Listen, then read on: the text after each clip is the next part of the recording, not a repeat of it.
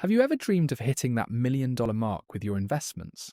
Wondering how much you actually need to invest and for how long to make that dream a potential reality? And is becoming a millionaire investor something you could actually achieve?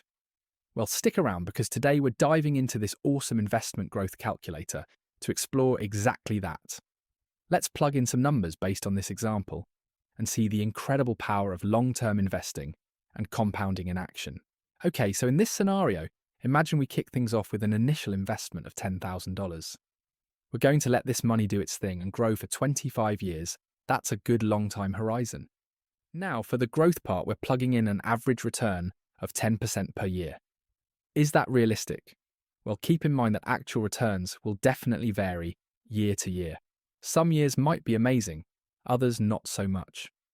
But historically, the S&P 500 stock market index, a common benchmark for the US market, has averaged right around 10% annually over the last several decades, including reinvested dividends. So, while it's just an average for this example, and past performance doesn't guarantee future results, it gives us a reasonable number to work with for long-term projections. But we're not just leaving that initial $10,000 alone. We're also adding $670 extra every single month. Sticking with regular contributions like this is super important. Just to keep the math focused purely on growth for this illustration, we've set inflation and taxes to 0. So we're just looking at the potential growth in today's dollar terms, more or less. All right, drum roll please. Fast forward 25 years and guess what? Following this plan, the projected savings hit a whopping $1.01 million. How awesome is that? So where does all that money come from?